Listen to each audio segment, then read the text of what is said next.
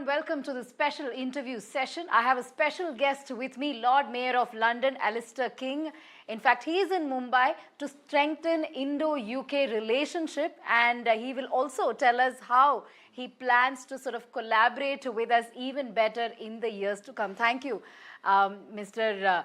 King, Lord Mayor of London, for joining us on this important discussion. Let me start by asking you how your trip to Mumbai has been. This is not your first trip to Mumbai. You've worked here before for several years. You have been meeting thought leaders, financial industries, several from business sector as well. Take us through your meetings here and what your key takeaways from these meetings have been. Well, first of all, it's lovely to be back in Mumbai. It's a city that I really like, and marvellous electricity and energy to it, which is so fabulous to be back. The Lord Mayor of London is a remarkable role. The Lord Mayor is the global ambassador for the United Kingdom's financial, professional, legal and maritime services. Represent 2.4 million people in the United Kingdom, which is 1 in 13 of the workforce, and responsible for about 14% of GDP. So it's a very substantial sort of sector of the UK economy. I've had a remarkable few days here in Mumbai. I've been meeting business leaders, of the very top business leaders. I've been meeting the head of the stock exchange, of SEBI, of the Reserve Bank of India. And I think really my job has been to try and talk about where are the opportunities that are for British businesses trying to do business here, more business here in India, and also where are the opportunities for Indian businesses to invest into the United Kingdom. All right. Also, the UK-India trading relationship is valued at £41 billion annually, approximately. So in light of recent global, trade tensions, how do you sort of envision the partnership between India and UK sort of evolving? And what are the strategies to sort of mitigate some of the challenges as well? What are some of the strategies to enhance financial cooperation and collaboration between the two countries? I think there are enormous opportunities to grow the relationship, financial relationship between India and the United Kingdom. We have remarkably sort of strong links between the two countries. We've also have some great examples of investment both ways, from India into the United Kingdom and also United Kingdom into India. We've got some very famous companies doing that, and many examples of that. But I think we certainly, from the United Kingdom point of view, we've been a little bit less adventurous in relation to going to remarkable developing and sort of high growth markets such as India. And I think part of my role is to encourage British businesses to go and look at the extraordinary opportunity here in India, growing at 6.5%, and just saying, here are the opportunities, go and take them. And I'd like to know more about your Growth Unleashed mayoral theme. What does it entail? I mean, it's obviously about mutual investment. So what initiatives are being introduced for perhaps UK businesses to invest in India? How are you planning to encourage more UK businesses to invest in India, and vice versa, for Indian businesses to sort of see UK as a market? So take us through this entire initiative, which is Growth Unleashed. The premise is the fact that financial and professional services, legal services and maritime services, that's where the growth is going to come from in the United Kingdom in the early years of this new government. Because the building's already built, the people are already trained, the regulatory system is not perfect, but it's world class. The missing ingredient is confidence, and so I'm trying to instill confidence into British businesses to go off to remarkable dynamic markets such as India. So what measures can I do to install more confidence? It's by leading by example, to go and see some of the remarkable business people here in India and try and work out new ways of doing business together. And I think also seeing those businesses talking about the foreign direct investment opportunities into the United Kingdom. So it's a two-way process. Right, and also I'd like to ask about the recent announcement of reciprocal tariff by the US.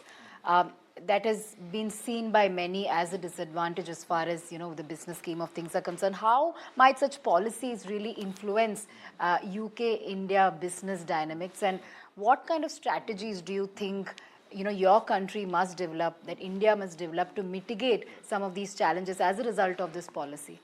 Well, the United Kingdom is famously a very open economy, and we put great store by continuing to be an open economy. Certainly when it comes to potential tariffs from the United States against the United Kingdom, we're a service-led economy, 80% services. It's much more difficult to put tariffs onto services than it is on the trading of goods. And so I sense that we may escape the worst of the tariffs in the United Kingdom ourselves. And I think in relation to India, let's see what actually transpires rather than the sort of the rhetoric. But I just think the relationship between India and the United Kingdom is extremely strong. And also there are, though there may be some obstacles put in the way, I'm absolutely sure that the desire to do business will overcome them. You're saying these tariff policy may not affect at all as far as Indo-UK relations let's see what actually transpires exactly, because I think that there's a lot of speculation out there and many rumours and all the rest of it. But let's see what transpires, and then we'll deal with the whatever is the actual situation rather than what might be. All right. And also in your discussions with financial institutions, I believe you went to the RBI, you went to SEBI, Yes. you've spoken to several financial institutions. Yes. What regulatory challenges have been identified that might hinder bilateral trade? Well, I mean, I think it's certainly better. The business environment here is better than when I first came to do business here in India some 15 years ago. So it is wonderful to see the improvements that have been made, and so I can certainly report back to British businesses in financial, professional, legal, and maritime services to talk about the opportunities there. But certainly we've been talking about deregulation. We've been talking about the opportunities to allow new businesses to come in. We've also been talking about the changes that have just occurred in the Indian budget recently. For instance, allowing insurance companies to go from 74% up to 100%. London has the strongest insurance centre in the world, and so therefore that will be of enormous interest to British insurance companies, and I will certainly be encouraging them to do more business in India. Right, you spoke about insurance sector. Now, as far as innovation and fintech are concerned, they are of course pivotal as far as the business world goes. But how do you assess the current collaboration between UK and India in the fintech domain, and what do you foresee in the future? Because it is an up and coming domain. That's right. It's both the United Kingdom and India have extremely impressive fintech businesses. I mean, really, really world-beating businesses, and I think that the opportunity to collaborate is there. And I think what I'm saying to Indian fintech businesses is, when you want to internationalize your operation, then London is the obvious place to come. It has all the regulatory certainties, and it has a well-trodden path in relation to developing fintech businesses. And I think there are very attractive elements. But also the same message for British fintech companies. India is an incredible growing market, all sorts of opportunities out there. We've seen some good examples of British fintech businesses succeed here in India, and I'd like to encourage more to go off and do that. All right, and you're coming from a financial capital to another financial capital, right? So there's a lot in common between London and Mumbai. Yes. You have had meetings with British businesses who are operating in Mumbai. So what are some of the challenges that they told you about? What common barriers have been highlighted by several of these businesses, and how do you plan to sort of overcome them, or how do you see them overcoming some of the barriers when they operate their businesses in Mumbai? You are one of those. You have operated your business in the city. Right. Well, I think that what has been very interesting is speaking to the British businesses about what opportunities does Gift City give to British financial businesses. That's something that's happened since I was doing business here in Mumbai. I think that therefore those sorts of innovative business structures, how can they take advantage of those and sort of build their businesses through that route. I think also the changes in the budget. How can they again take advantage of that? We talked to a British insurance two British insurance operations. Again, talking about the changes there. So I think that's interesting. And I think just sort of are there any ways in which we can sort of lobby Indian government to make some further changes, because that's we want to promote the success of British financial and professional services businesses around the world. You're here as the Lord Mayor of London. Yes. But earlier in Mumbai, you had set up your business. That's right. So I'm sure, there is a difference in the, business scheme of things, in the general atmosphere as far as setting up of business is concerned. So what difference do you see? I believe you were here in 2015? So I think from about 2008 through to 2015, that's right. And look, I very much enjoyed myself. We had 11 joint ventures around India, so I much enjoyed going to visit those joint ventures and working out the best strategy for those investments. But I think it was it's certainly. I think there's been a considerable improvement on the ease of doing business. Some of the licenses, permits and consents that we required then are no longer required now.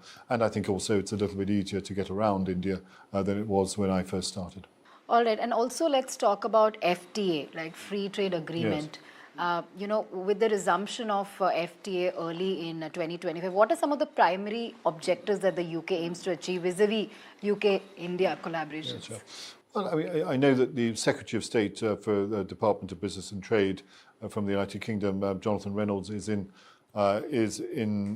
Delhi next week, and I think that will start the process to start to renegotiate also start the negotiations again of the free trade agreement. There's certainly a great deal of willingness on the part of the United Kingdom to start those negotiations, and I think the other element is that we want to make sure that that it has obviously covers the trade in goods, but also covers services as well, because as you know, the United Kingdom has such a strong services sector, and so therefore we want to make sure that the free trade agreement covers all those sectors.